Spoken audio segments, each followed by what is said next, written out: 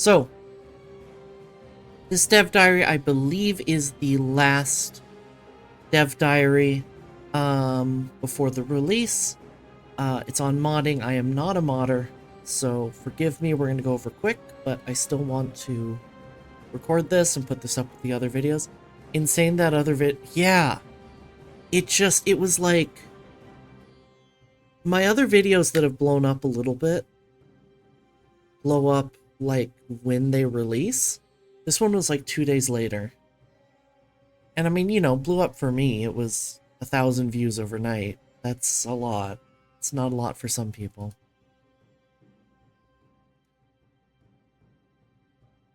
Hello there. Oh, God. Hello there. We've got some new stuff available for you to tinker with. And I'm happy to have the honor of presenting it for you. I'm Jens, the programmer behind the barbershop upgrade and message settings. Ooh, I like those features. But first I want to talk about domiciles, the system behind estates and camps. I'm joking. Okay. Ojo-sama, Gao, hydrate, understood. Gao, Gao, Gao, Gao. My throat doesn't want to do either of those right now. Let me hydrate.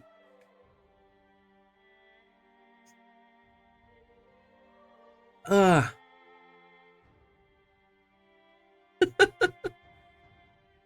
don't know. I said hello there and my Gao Gao is paying. True. Hi YouTube. Welcome to the Twitch bullshit. We love the Twitch bullshit here on Twitch. But the domiciles. When building the feature, I made it in close collaboration with artists, designers, and UX. Nobody wanted to work with another activity locale window again. So gathering the learnings and feedback, I wanted to make it as easy as possible for anyone to set the amount of building slots, their positioning or size and appearance based on triggers, all while having it updated by hot reloading in real time. Oh. That's a big ask. To get more terminology out of the way, we decided on 3 different domicile slot types. Main, building slot of your home building, differs from the external slot in that this building is auto-constructed at the start for free and is indestructible. Otherwise handles like any other external building slot. We decided on 1 main slot per domicile type, but there is no cap, so technically you can add as many as you want. External, I just realized my fan's on, hold on.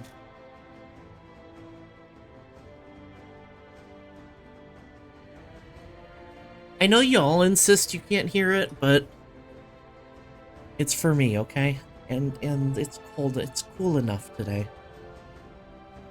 The visual building slot you see as you open the window. It has 4 states: locked, unlocked, under construction, and constructed. Clicking the unlocked slot opens the building panel where you can select what building you want to construct in that slot. It's a character modifier, domicile external slots capacity add, which sum determines how many extra slots are unlocked. Ban inaudible.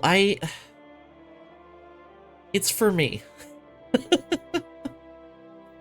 I am convinced that it's inaudible because of my noise filter, and that my voice sounds better when my noise filter is doing as little work as possible. I believe this. I'm sorry. Internal. For estates, we added internal building slots for the main building, and for camps, we put them in the external buildings. It's not enforced, so any external building can host internal slots. They share the same 4 states as external slots, even though it's visually presented in another way.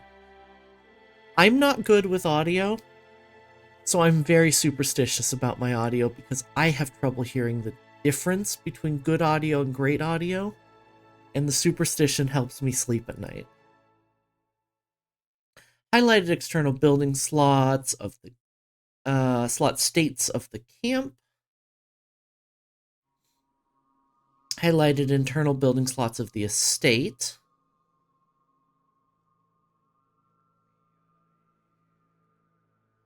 Domicile types. With roads to power, we add camps and estates as 2 new domicile types. What domiciles type to use is set per government type. That makes sense, yeah. Each domicile, I feel like there's interesting implications to basing it on government type, but I don't know what they are yet. Republics, maybe? Each domicile has base internal slots, which sets how many slots always are unlocked before the domicile external slots capacity add modifier is applied. Slap keycaps onto keyboard. Nice. Super senses, I can hear a little change in quality. Your quality did not improve from the removal of the fan. See, I know Volpez isn't talking about my audio, but it does sound better now. You can't convince me. I'm gonna let myself get one guide. In the domicile building slots array, you define the amount of external building slots the domicile type has. Because it's an array, you're free to add as many or as few building slots as you like. Camps have fewer building slots than estates, so we made this artwork slightly bigger to get a zoomed-in feeling. For each slot, you can define if it's main or external, its position and size, and what image to select for the empty and under construction slot states, meaning each slot can look unique if you so wish.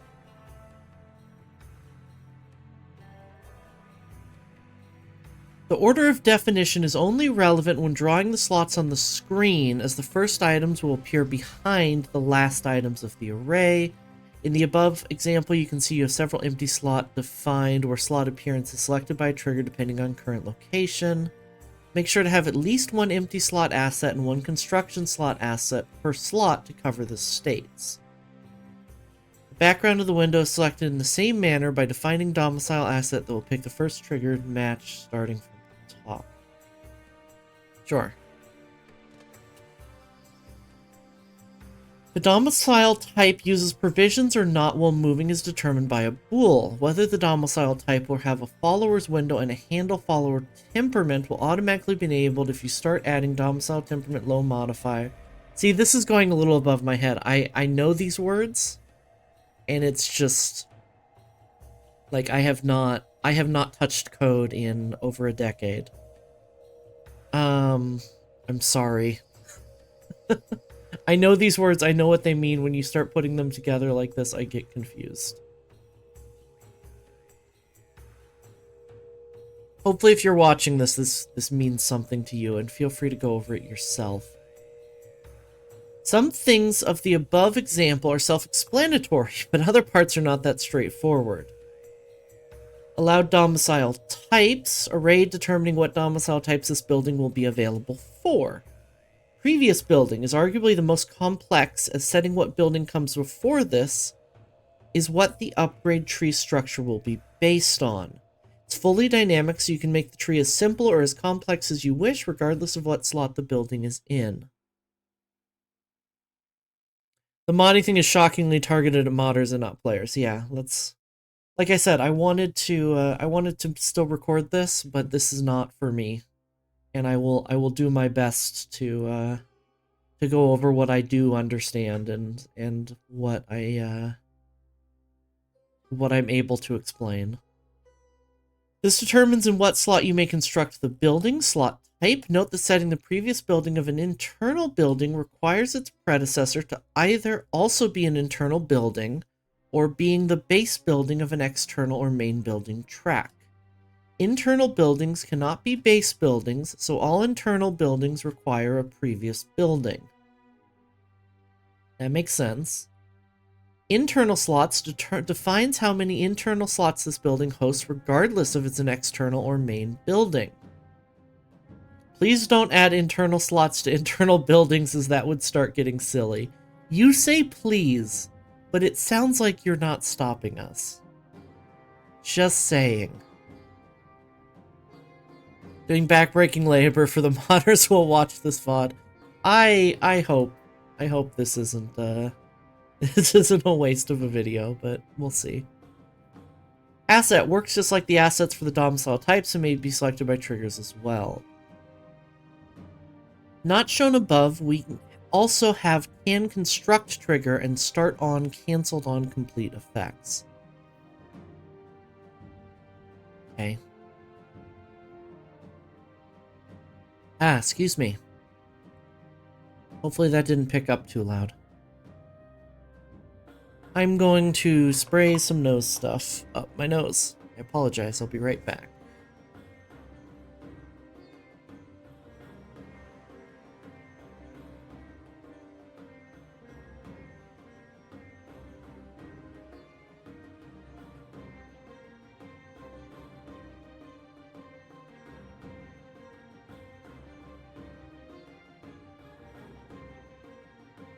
Hopefully as we get into fall and winter, my allergies are going to be less of a problem.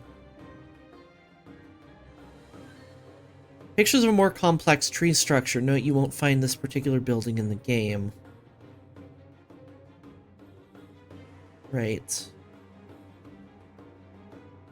As you might have noticed in some screenshots, we have structured the decisions window into collapsible groups. Yes.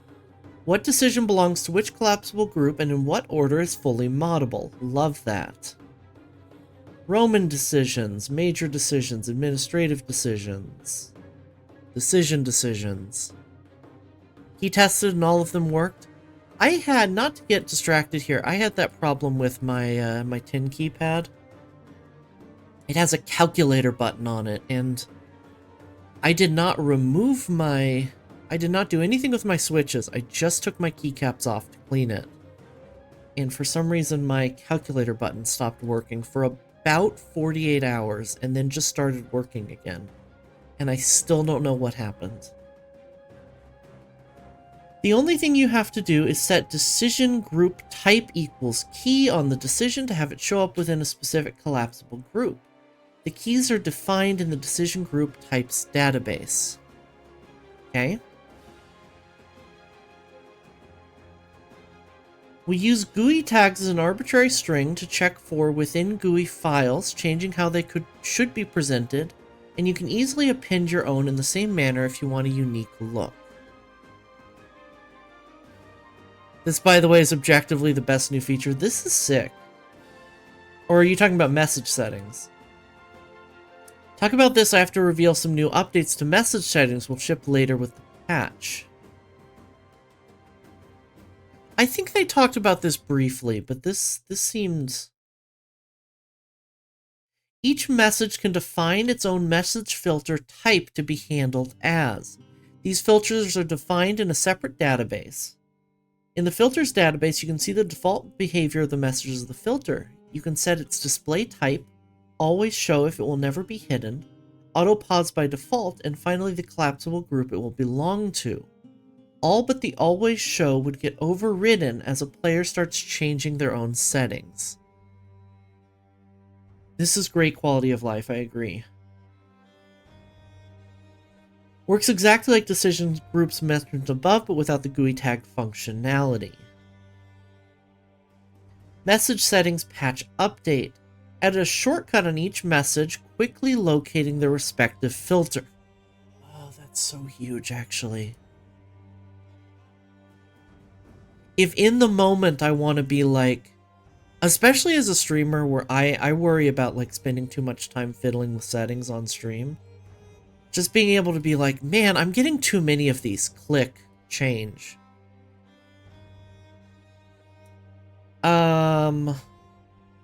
This one is from Jorar. Added text field to search through your message filter list. This is huge too, for the same reason. And as a parting gift requested by Mindle in their previous Dev Diary, I present to you custom messages, giving you the ability to write messages for your future self, reminding you of things of importance.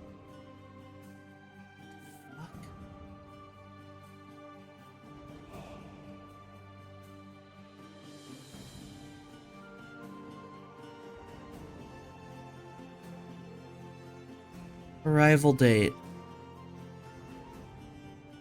This fucks so hard.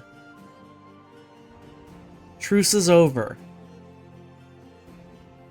This fucks so hard. They just tucked this into the modding Dev Diary?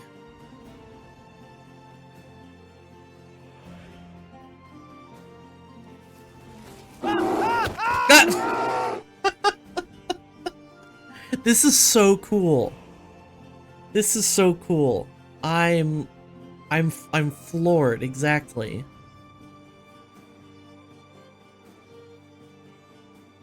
In message settings. Okay, I have to remember to use that. I'm gonna forget to use this, but this is incredible. DevTool improvements. This is Joror, programmer on CK3. I've been a modder myself before my Paradox days, and also part of our central G&G tools team before I joined CK3. So you can say that I've experienced our DevTools from many different angles. Developing or modding any grand strategy game can be an overwhelming task, given the sheer amount of systems and visualization layers that work together to create a believable world. But we can help ourselves by improving the weapons we have to wrangle this beast, our dev tools. The modding community knows this all too well, and often has created better tools than the dev teams themselves. You do outdo us often, but you do outnumber us as well. Touché. Lifesaver for ADHD players if they remember to use it, that is. That's me. We've improved a number of the in-game dev tools during the development of this expansion, and as a modding-friendly game, you get to use them too. Here's a probably not complete overview. Object Explorer, a tool used to check out what's going on in the simulated world while it's running. We tweaked its UX a bit. To access this tool, you can run Explorer console command. You can also open the inspector part of it by Control-Alt mouse clicking any portrait. I mean, go over, if you're a modder, you can go over these. I'm not gonna, I have not used this tool, so the improvements are meaningless to me. Pause or check out the Dev Diary here. We'll scroll through slowly.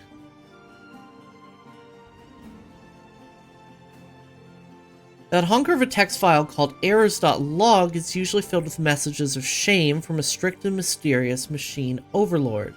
We've cautiously convinced it to perhaps tell us a bit more than error on line 0. Excellent. That I understand. Once again, improvements. I haven't used the tool, so... more information sounds more better to me. You can also follow script execution chains through more layers. More verbose, but ultimately easier to track down where things went wrong. For example, with events triggering other events. Localization syntax checker. Almost all the text in our games lives in a large amount of .yml text files. We call these files and their entries lock after localization. But they're also responsible for our text formatting, and they can call data script functions as well. A complex database where it's easy to make a small mistake that goes unseen until spotted by our talented translators, or a very observant player base. Yeah.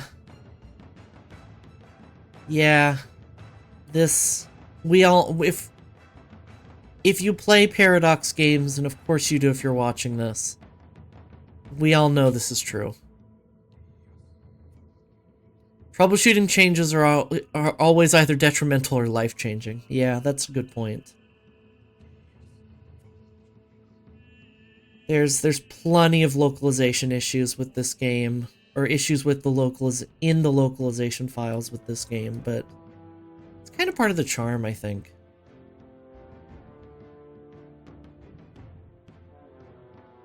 Over the improvements if you like. Various improvements. The map debug menu buttons work again in our new release version. They also worked in our internal development builds, but modders brought this to our attention.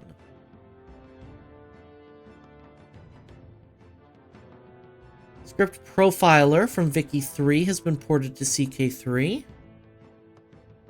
Florida won't be the same without Florida Man.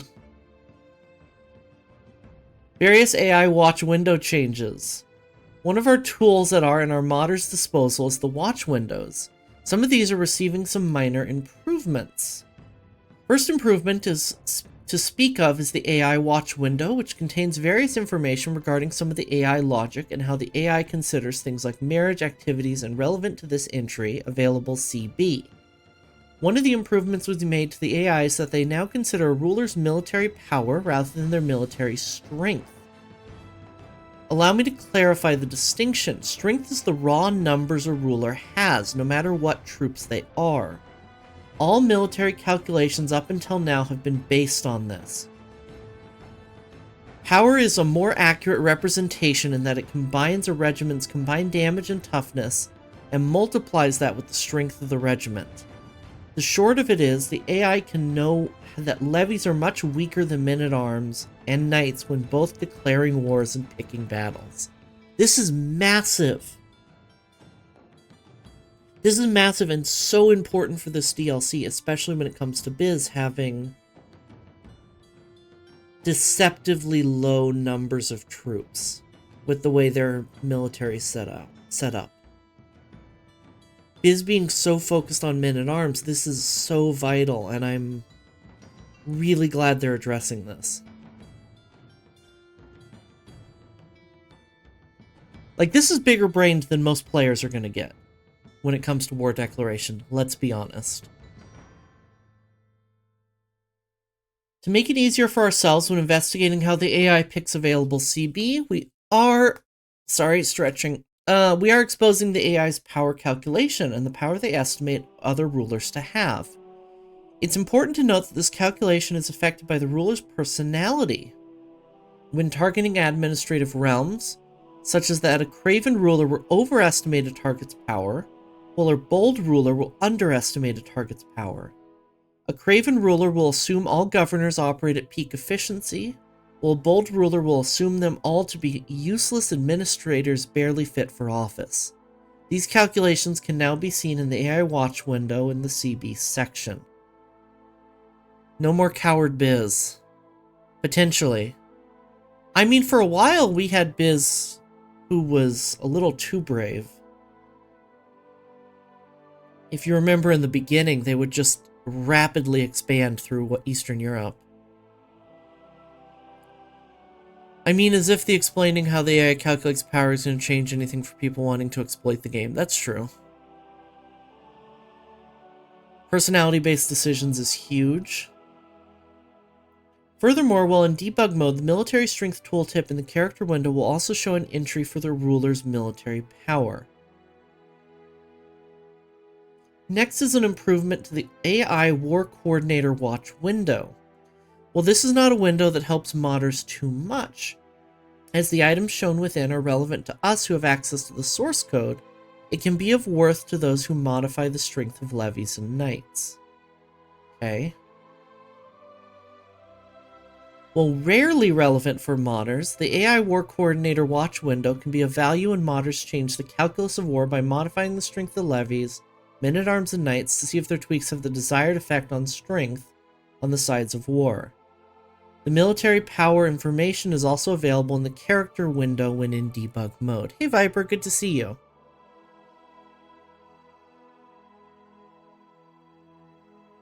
Military power. Wait. When in debug mode. Okay. Okay, I was gonna say that's... Showing that outside of debug mode is giving the players a little bit too much omnipotence. Omniscience. Sorry, that's the word. Too much omniscience. Warfare modding. Retiring some of warfare modding. New modders often ask the question, can I mod armies and regiments? For the longest time, we've not allowed any sort of warfare modding to the point where our modding community has had this little command in their Discord server, first proposed in 2022. Don't or can't.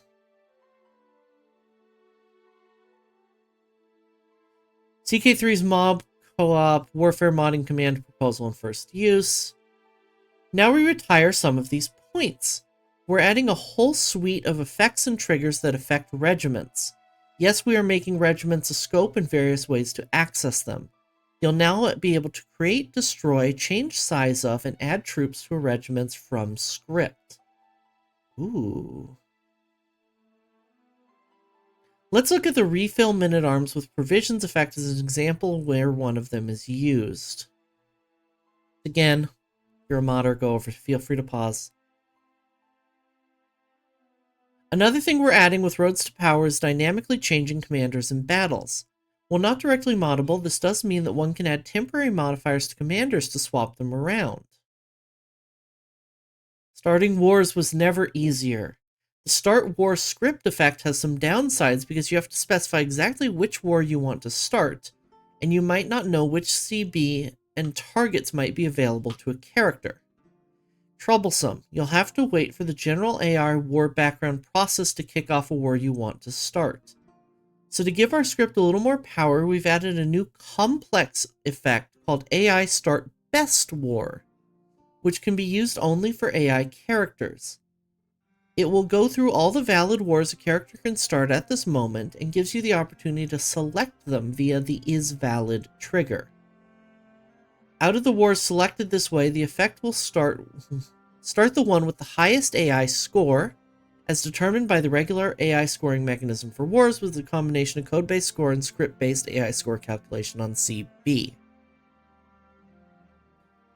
Now you can have an event where you find a lost tribe of Amazons to join you when you land on a certain island. True. Oh boy, cheap viewers. Go to hell. Thank you, Fusion. The outcome of the effect can be further acted on by its two sub-effects, on success and on failure. It's a key component of how we made the characters with our new Conqueror trait extra aggressive.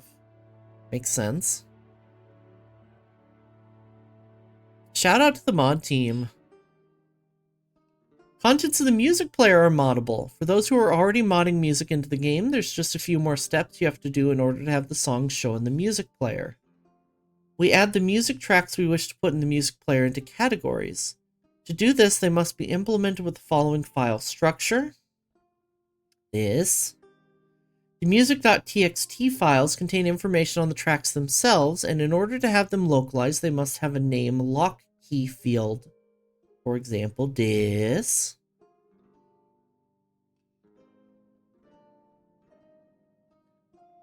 The music category.txt files will then contain information on the categories and tracks contained within.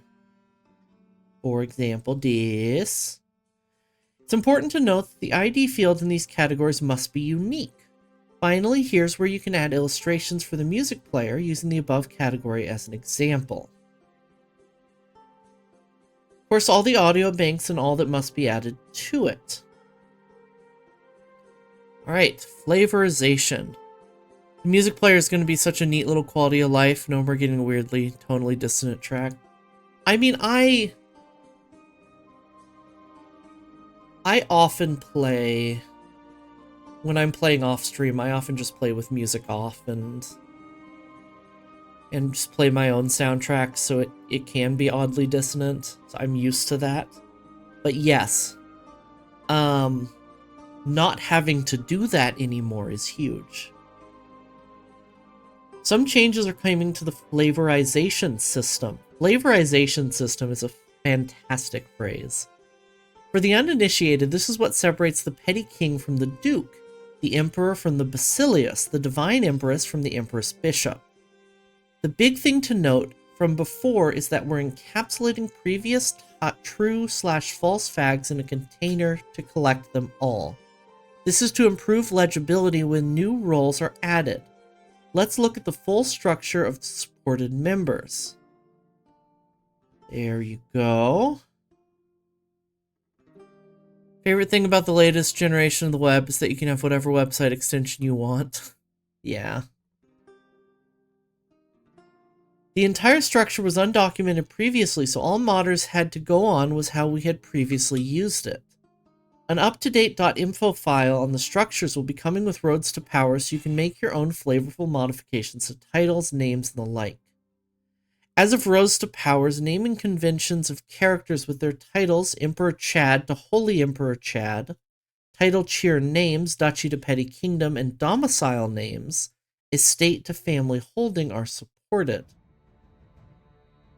This example will add the flavorization badass queen to the Queen of Norway if she holds the kingdom title herself while she's independent and feudal. Hilarious. An interesting thing we discovered while adding features to the flavorization system was already supporting looking for character flags. It was just never documented. Our designers were enthusiastic about this revelation. Our programmers were not so enthusiastic about the designers' enthusiasm.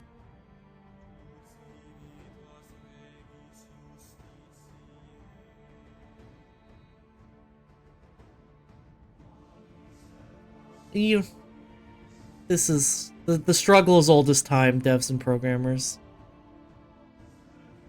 I love that this is just a straight up Discord screenshot, though.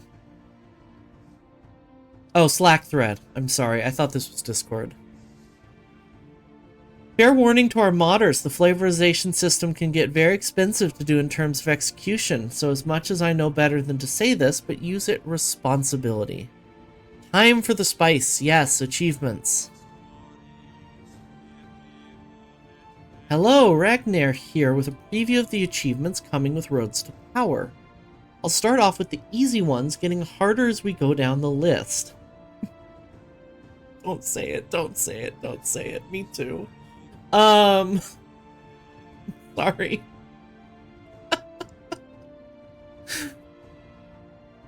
Historically inaccurate. Choose to set out on an adventure as a spawned historical character. Mentioned in a previous Dev Diary, we have historical characters such as Dante or Fibonacci spawning across the map. If you get one of these to appear in your realm while owning Realms to Power, you have the option to set out on an adventure as them. Really? Goo? You're not going to allow Goo auto mod? Thanks for the hydrate.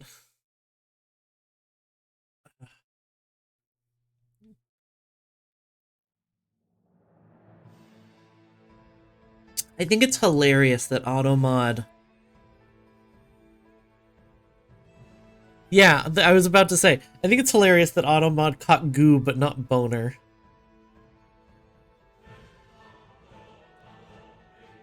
Band of Brothers. Have every camp follower's temperament be positive and have at least 10 camp followers.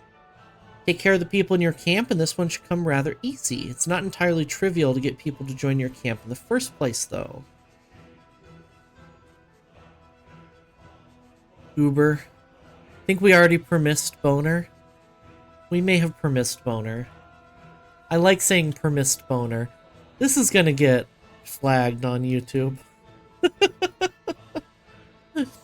Quantum Leap. Choose a new Destiny 5 times in the same campaign. Call back to an old way to play the game, harkening back to the CK2 days, where there were several YouTube series with this gimmick. I watched some of them. Switching which character you played every time you died. Now this is supported by the game, making it easier than ever. Birthright. As a legitimate emperor, adventurer, win a claymore for a kingdom or empire. Now we're getting into intermediate difficulty achievements. This one can happen naturally, but a fun thing to try is by playing as Harold in the 1066 invasion of England, and then returning to claim the crown from William. Epic paperwork. Adopt the admin government via decision. Quite straightforward. Create a large realm, then adopt the new government form. In good state, upgrade your estate with a level 5 villa and fill all external slots. Deceptively hard, seeing as there are a lot of buildings to construct in your estate. It's okay, I got a permit. As a non-powerful family, buy a remit and successfully raid the estate of a powerful family. Ooh. Buddy up with the Emperor and then smite your enemies with his permission. You'll probably find a lot of enemies while playing in Byzantium, so you should be motivated to pursue this. As a co-emperor, rule a despotate. If you're really chummy with the emperor, you might get named co-emperor. And as a co-emperor, you can demand a larger share of the realm to rule as your own.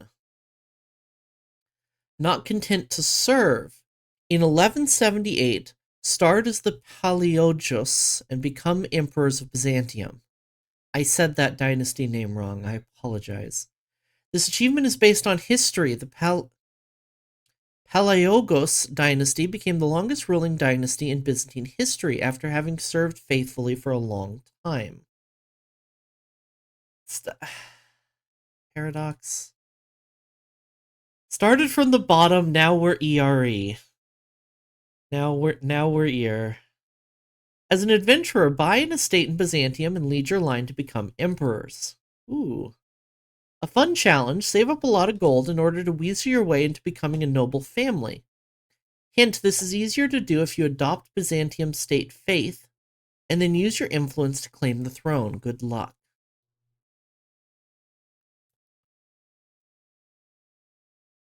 These achievements are rough when it comes to names. True. The Old Man of the Mountain. Complete Hassan Sabbah's unique content by destroying an empire. Time for the harder achievements. If you follow the story of the historical founder of the Assassins, it will culminate with the dissolution of an empire, historically the Seljuks, but you can take him anywhere. I don't even know how you would do this. This sounds so cool. Yeah, it does imply they have unique content. It makes me think of like mission trees in EU4. I think the music died. Yep, music died.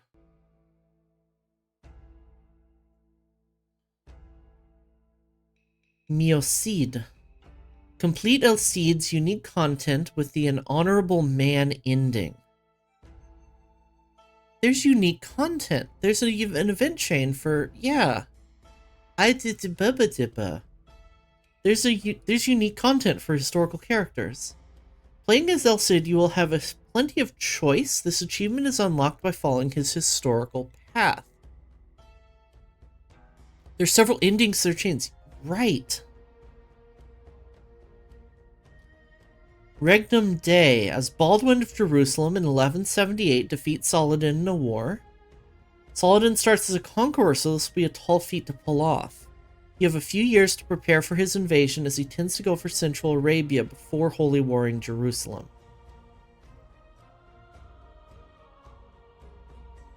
This one made me go boo because of the Kingdom of Heaven meme reference. Yeah. New management, same as the old management. As an Islamic Sultanate of Rum, adopt administrative government while owning Constantinople. If it's not broken, don't fix it. Having a Turkic-dominated Islamic administrative empire is a fun challenge to pursue, especially seeing how Byzantium can still pack quite a punch despite having lost its territories to you in the 1178 bookmark. Rags to riches to rags to riches. Starting as a count, rule an empire, become an adventurer, then rule an empire again. Natural continuation of the veritable rags to riches achievement from the base game. That's mean. That's mean. Tamar Mep. As Princess Tamar, rule all of Georgia and fully conquer Armenia and Dalam. Georgia had plans on holy warring on these territories, but in history this plan didn't come to fruition. Interesting and plausible alternative history to pursue. Sounds fun to you? It does sound fun. It's mean, though. That's... I mean, I think you just become an adventurer and then just pursue a claim on your old empire. But... still. Chaos is a ladder. Become a dominant family within Byzantium. You have to work hard in climbing the political ladder to achieve the position of dominant family. Try putting as many family members on important positions as you can. Against the odds, starting in 1178, take the decision to re-establish the Theodosian borders. In 1178, Byzantium is at a low point, making it a fun challenge to not only survive, but thrive. Busy work.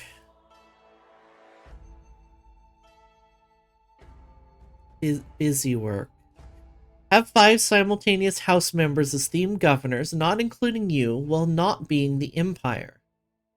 Perfect achievement to pursue in combination with chaos as a ladder. Lots of dads on the dev team, it seems. It's true.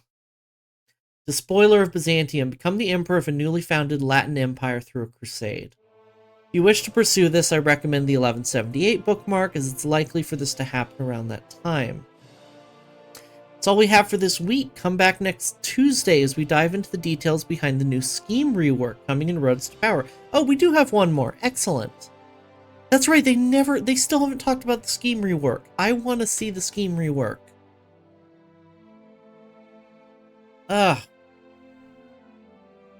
This is cool. They hit a lot of interesting stuff in here. Tons of great puns and references. Final one, Despoiler of Byzantium, the base game, Francocratia are pretty much one and the same. Yeah, that's true. At the very least, you can get both of them the same way. I understand why they're distinct, though. Alright, just so that we don't have to run ads in the middle of this recording, we're going to wrap up here for YouTube. YouTube, if you made it this far, like, comment, subscribe, yada yada yada, all that stuff I'm supposed to say. Join the Discord. Follow me on Twitch, where this was recorded, etc. I can't do the YouTube thing. I can't do the YouTuber thing. I can't tell you to smash that like button without being grumpy or sarcastic about it. But seriously, do those things. They do help. We're going to get back to Twitch, and I will see y'all on YouTube next week.